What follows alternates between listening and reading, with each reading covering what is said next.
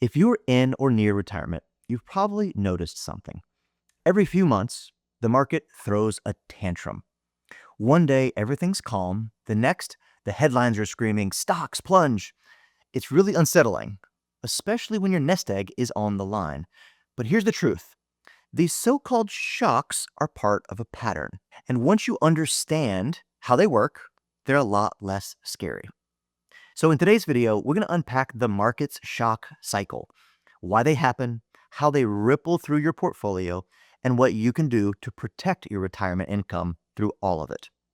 But before we jump in, hi, my name is Kurt. I'm a certified financial planner, and on this channel, I help people align their money and their meaning. So let's start with Act 1. What is a market shock?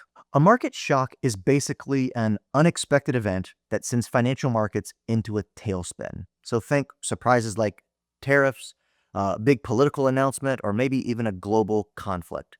Like back in April, for example, President Trump announced a sudden tariff hike, calling it Liberation Day. And within 2 days, the S&P dropped nearly 10%, wiping out trillions in global market value. That kind of drop can really shake your confidence, especially if you're relying on those investments to fund your retirement. But here's the thing. It wasn't the tariffs alone that caused the crash. It was the panic and the chain reaction that followed, which leads us to Act 2, the pattern behind the panic. These shocks often follow a script. First, there's a trigger event, like those tariffs, and it spooks the market. Then the bond market reacts, and that's exactly what happened in April. Bonds, which are usually the safe zone, they became part of the problem because yields spiked, prices dropped, and the panic spread. And when interest rates jump like that, it hits everything from your investment portfolio to your income plan. So suddenly, people aren't just worried about one event, they're worried about the broader financial breakdown. But again, this pattern isn't new, it repeats. And knowing that can keep you from making panicked decisions. Act number 3, it often spreads globally. Another key piece of the pattern is the ripple effect. What starts in Washington never stays in Washington. After the April shock, markets around the world, they followed suit. Europe, Asia, even commodity markets like oil.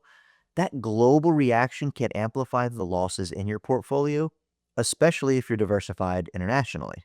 But don't let that shake your strategy. These events are often short-lived, and reacting emotionally can often do more harm than good, which leads us to Act 4, the bounce back. And this is the part that almost never makes the headlines. Markets usually rebound, and sometimes faster than you'd think. There's more and more evidence that markets are now moving faster than ever, both directions. In April, just days after the crash, policymakers started walking things back.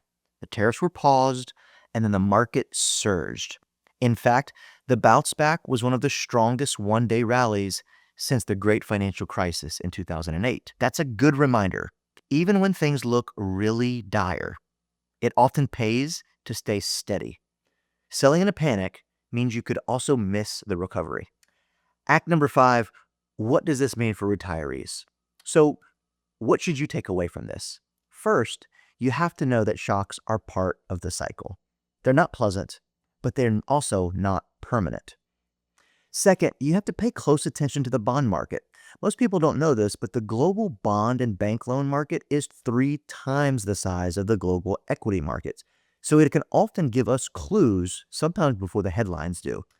And third, you have to build in a strategy that includes flexibility. For retirees, that might mean keeping a cash buffer, using bond ladders, or just making sure your withdrawals don't force you to sell when prices are low. But the most important thing, don't let fear drive your decisions. Stick with the plan. Volatility is part of the game, but your retirement plan should be built to weather it.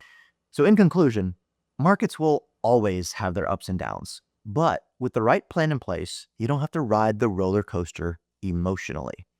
Stay informed, stay steady, and stick with a strategy that aligns your money with what matters most to you. And if you want to learn more about aligning your money and your meaning, hit the subscribe button. We're here to help you navigate retirement with clarity and confidence. And if you found today's episode helpful and you really want to help the channel grow, make sure to leave a comment below. Thanks for watching.